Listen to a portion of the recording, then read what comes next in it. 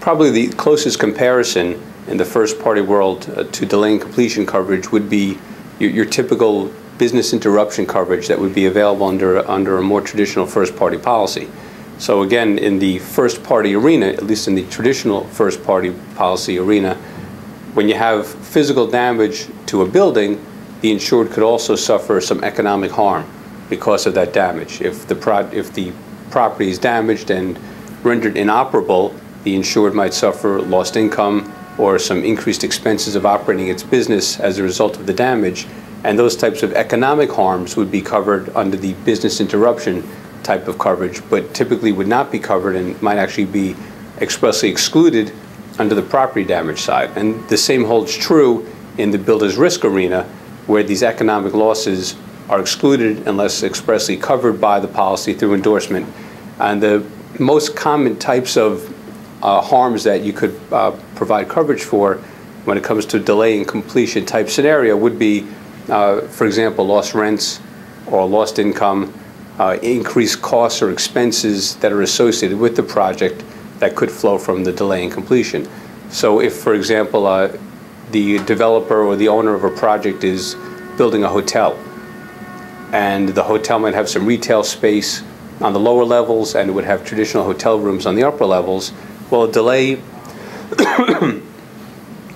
in construction of that project would cause the owner to lose rents from the retail tenants, because they would expect those rents to start on a certain date, and instead those rents won't start until a later date, which causes a loss of income or a loss of rental income. And they'll also suffer a loss of the operating income because of the lack of hotel rooms or the delay in the availability of the hotel rooms. And those economic losses are real, but they're not property damage losses, so they won't be covered under your property damage coverage afforded by a builder's risk policy, but they can again be endorsed by way of a delay in completion endorsement.